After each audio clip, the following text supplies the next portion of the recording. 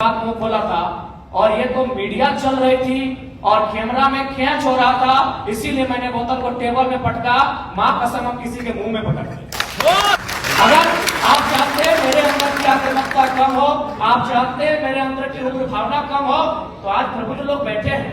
आज माननीय मंत्री दीदी बैठी है, आज माननीय मंत्री महोदय बैठे हैं, मंत्री तीन मंत्री बैठे हैं, आज प्रदेश अध्यक्ष महोदय बैठे, सांसद महोदय बैठे हैं, झारखंड मुक्ति मोर्चा के खिलाफ पालनहार में बैठे, आज विधायक मैडम बैठी है, यहाँ भी विधायक बैठे हैं, यहाँ भी एक विधायक बैठे हैं। ये लोग तय करें कि इस प्रकार का जुल्म, शोषण, अत्याचार एक आम व्यक्ति पे, यानी जो लोग हादसे पर हैं, जो लोग निम्न स्तर पे हैं, उनके साथ अन्याय नहीं होगा। जयराम महतो प्रेम की कविताएं लिखेगा, इनकलाब की बातें नहीं करेगा। देखिए, हम भी एक पढ़ा लिखा छात्र हैं और वर्तमान में पीएचडी का स्कॉलर है। विनोद बिहारी महतो विश्वविद्यालय धनबाद से इंग्लिश लिटरेचर में पीएचडी कर रहे हैं। और बिल्कुल आज से 2 साल पहले मेरा ना ये कैरेक्टर था, ना मेरा ये व्यवहार था, ना मेरा ये स्वरूप था। लेकिन यदि आप पा रहे हैं कि मेरे अंदर आक्रामकता आई है, यदि आप पा रहे हैं कि मेरे अंदर कुछ हिंसक विचारधारा आई है, ठीक है, मैं स्वीकार करता हूं, खुले मंच पे स्वीकार करता हूं। लेकिन एक बात बताइए, यहाँ जितने भी प्रबुद्ध लोग बैठे हैं, जब मैंने, ठीक है, मैंने कुछ ऐसी बातों को कहा जिनमें हिंसा प्रतीत हो रही है, लेकिन उस बात को समर्थन करने वाले 99% होते हैं। जैसे हाल फिलहाल आपको मेरा बागमारा का वो वीडियो क्लिप पूरे देश में वायरल हो रहा है, जिसमें मैं एक बोतल को टेबल में पटक रहा हूं। उस वीडियो को जो अपने आप को 100 गोल्ड पढ़े लिखे मानते हैं, उन्होंने कहा कि नहीं ये गलत है, लेकिन 99% लोगों ने कहा कि नहीं ये सही है, ये लड़का ठीक कर रहा है। अब सवाल ये है कि ठीक है, मेरी बातों में हिंसा है, लेकिन हिंसा की विचारधारा को 99% लोग पसंद क्यों कर रहे हैं? ये इस राज का सबसे बड़ा कारण है। यानी इसका कारण ये है कि आज एक आम व्यक्ति लोकतांत्रिक भारत में, अलग झारखंड राज्य में, स्वतंत्र भारत में इतना दबाया जा रहा है, इतना सताया जा रहा है, इतना उसका दमन, इतना दोहन किया जा रहा है, उसके साथ इतना अत्याचार किया जा रहा है, तो मेरे इन विचारों को पसंद कर रहा है, लाइक कर रहा है। उदाहरण के लिए जो बागमारा को लेकर आप चर्चा करें, जिस वीडियो की, जिस मेरे वीडियो को आज पूरे देश में लगभग 50 लाख से ज्यादा लोगों ने देखा, मैं आपको थोड़ा बता ही देता हूं। वहां बीसीसीएल की एक योजना है, बीसीसीएल खनन का कार्य करती है। ये आपको भी मालूम है कि अब सारी कंपनियां टेंडर देती है। वहां टेंडर दिया है संजय उद्योग को और खेमका कंपनी को। वहां जो मजदूर है 2018 से काम कर रहे हैं, यानी 6 साल है, 6 साल से उनका वेतन वही का वही है। और सबसे ताज्जुब और हैरत की बात है कि उनका एचपीसी वेतन 32,000 होता है। ताज्जुब कीजिएगा और लोकतंत्र के होने पे शर्म भी कीजिए, उनको 6,000 वेतन मिलता है।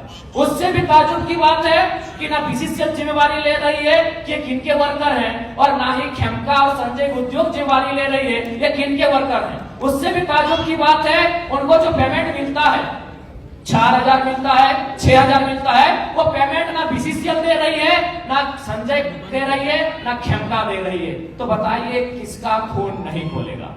मैं बनावटी इंसान नहीं हूं। उस मीटिंग में 52 मिनट डिस्कशन हुआ था, मैंने 52 मिनट के बाद मुंह खोला था और ये तो मीडिया चल रही थी और कैमरा में कैच हो रहा था, इसीलिए मैंने बोतल को टेबल में पटका। मां कसम हम किसी के मुंह में पटकते। आपके पांव तले जमीन खिसक जाएगी। जब आपने छेड़ा है तो सुन लीजिए। यही विनोद बिहारी विश्वविद्यालय में एक कंपनी, एक एजेंसी ने टेंडर लिया है, मजदूरों को ज्वाइनिंग लेटर के साथ साथ रिजिग्नेशन लेटर पे साइन करा गया। इस भारत में कहां होगा यार? मैं आक्रामकता की बातें करता हूं, कारण कौन है? रिजिग्नेशन लेटर में साइन कराया गया है, कौन देगा उत्तर? भारत देश में 4 स्तंभ है कहने को, न्यायपालिका, कार्यपालिका, विधायिका, पत्रकारिता। कौन रिस्पॉन्सिबल है कि ज्वाइनिंग? ताज्जुब की बात है, ज्वाइनिंग लेटर भी मिला है और उनको साइन भी करा लिया है। क्या बोलता है रिजिग्नेशन लेटर? रिजाइन लेटर में भी साइन करवाया गया।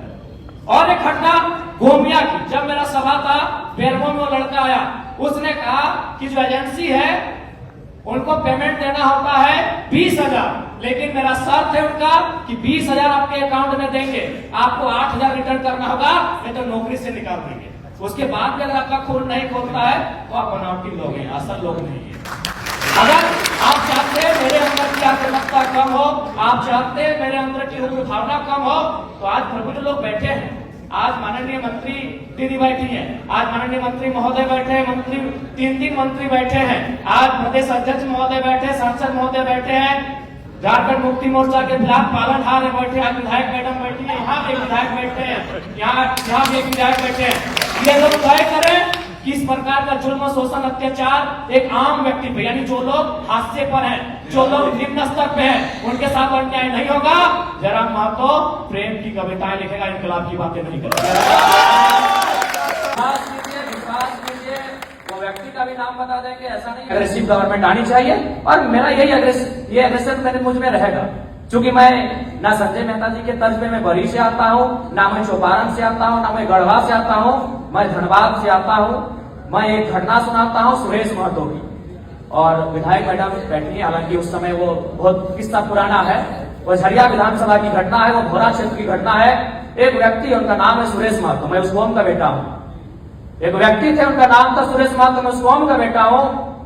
उनको मारा गया था, उनकी सांसें थी, उनके दोनों पांव को काटा गया था, उनकी सांसें चल रही थी, उनके दोनों हाथ को काटा गया था, उनकी सांसें चल रही थी, उनके दोनों आंख को निकाला गया था। इसीलिए मैं मीठी बात करने नहीं जानता, मुझे लगता है और चाहता हूं, मैं उस क्षेत्र चाहता हूं जहां हमने सिर्फ कत्लेआम देखा है। झारखंड अपने बनाया गया, निर्मल महतो के सीने में गोली लगे थी, तब झारखंड का चर्चा दिल्ली में हुआ था, तब राजीव गांधी को पता चला था कि हाँ झारखंड की डिमांड किया जा रहा है। तो मुझे लगता है एक बार ये श्रीमान, ये नियम कानून, एक बार एग्रेशन की गवर्नमेंट होनी चाहिए, बाकी युद्ध डिसाइड करे। मेरा जो व्यवहार है फॉलो अप के मंच में भी मेरा यही व्यवहार है, पसंद लगे वोट कीजिएगा, ना लगे इग्नोर कीजिए। नहीं, आप जयराम जी बोल रहे हैं, सुनने में अच्छा लग रहा है, आप बोल रहे हैं नहीं सुनने में नहीं, आप तो झारखंड राज्य को नहीं समझते सर। मैं बोल रहा हूँ नहीं, आप नहीं समझते झारखंड राज्य को। मैं एग्रेशन सुनने में अच्छा नहीं लगता, यही क्वालिटी है। एग्रेशन मतलब क्या जानते हैं आप झारखंड राज्य को महोदय? एग्रेशन मतलब आप क्या जानते हैं झारखंड राज्य को?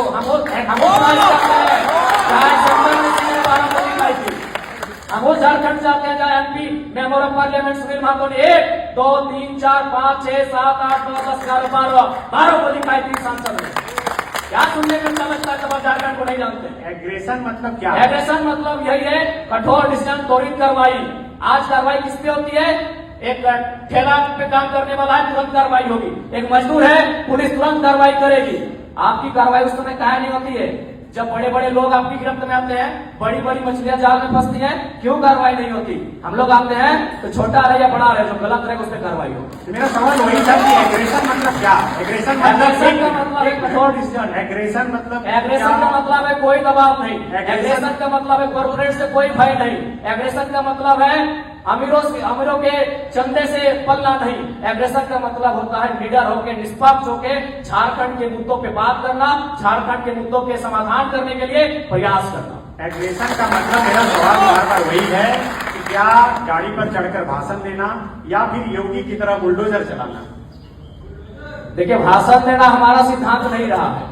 एक सवाल, आज राजभवन में लोग धरने पर बैठे हैं, मुख्यमंत्री के आवास पे लोग धरने बैठे हैं, आज सीजीएफ के जेएसएससी कार्यालय के बाहर लोग धरने पर बैठे हैं। आंदोलन रोज होता है, लेकिन जयराम महतो एक 50 लोगों के आंदोलन से सीएम का फेस बन के कैसे सामने आया? इस सवाल का उत्तर कोई दे।